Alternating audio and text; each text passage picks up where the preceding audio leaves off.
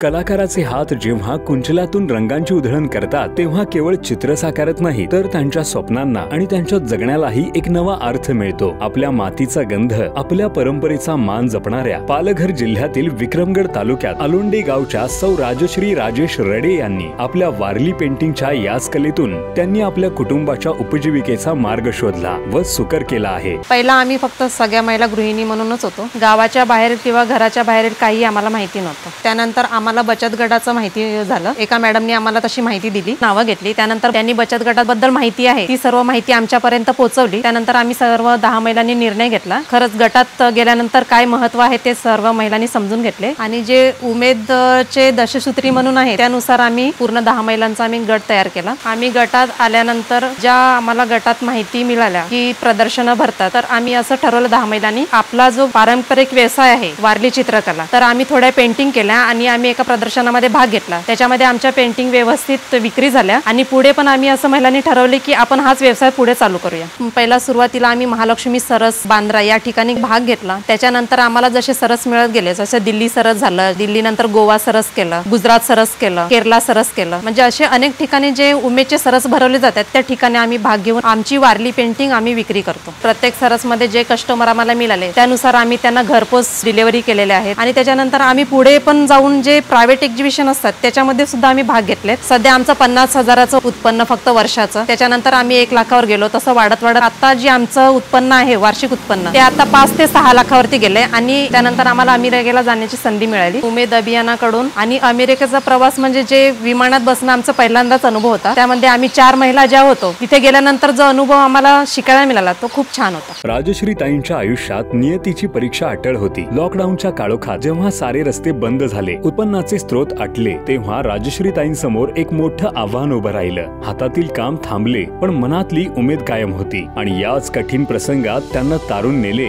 उमेद अभियानाने शिकवलेल्या बचतीच्या सवयीने। तो प्रत्येक साठवलेला रुपया त्यांच्यासाठी जगण्याचा आणि पुन्हा उभे राहण्याचा आधारस्तंभ ठरला। व्यवसाय तर खूप चांगला चालू होता। त्याच्यानंतर जे लॉकडाऊन लागलं त्याच्यानंतर एक्झिबिशन पूर्ण बंद झाले आणि त्यानंतर परिस्थिती अशी झाली की कोणाकडे पैसे नव्हते। जे गटात जी आमची बचत होती तेच आम्ही 10 महिलांनी म्हणजे जशी जिला गरज जशी असेल तसं आम्ही त्यांना देण्याची सुरुवात केली। 2% सुद्धा व्याज आम्ही घेत नव्हतो। तेव्हा गटाचे सगळ्यांना महत्त्व कळले की गट जर नसता तर आपण काय केलं असतं आणि लॉकडाऊन मध्ये त्या गटाचा फायदा आम्ही पूर्णपणे घेतला होता। आज राजश्री ताई केवळ वारली पेंटिंग्स करत नाहीत तर त्या या कलेला एक नव्या उंचीवर नेत आहेत। पारंपरिक वारली कलेला त्यांनी आधुनिकतेची जोड दिली आहे, त्यात अनेक नाविन्यपूर्ण बदल घडवले आहेत। त्यांच्या कुंचल्यातून आता फक्त भिंती बोलत नाहीत तर त्यांचा आत्मविश्वास आणि त्यांची दूरदृष्टी बोलते। वारली चित्रकला अशी आहे जे पूर्ण गावामध्ये ज्या गोष्टी घडलेल्या असतात त्या आम्ही चित्रामध्ये मांडण्याचा प्रयत्न करतो। आणि जसं पहिला फक्त भिंतीवरतीच पेंटिंग करायचे, त्याच्यानंतर आम्ही मांजरपाटवरती पेंटिंग केल्या, त्याच्यानंतर कॅनव्हासवरती केल्या। लोकांच्या मागणीनुसार ऑर्डर चालू झाल्या त्यानुसार आम्ही आमच्या कपड्यावरती साडी पेंट केल्या, टी शर्ट पेंट केले। त्यानंतर आम्ही लाकडी वस्तू तयार केल्या, लाकडी वस्तूवरती सुद्धा आम्ही पेंटिंग केलेलं आहे। त्यानंतर 10 महिला माझ्यासोबत काम करतात, तर मला 10 महिलांनाच घेऊन नाही तर ज्या इतर गटातल्या महिला सुद्धा आहेत त्यांना सुद्धा मला पुढे न्यायचं आहे आणि त्यांना सुद्धा असेच माझे जे बचत गटाला जसा प्लॅटफॉर्म मिळाला तसा इतर गटांनाही मिळवून देण्याचा माझा प्रयत्न राहील। आणि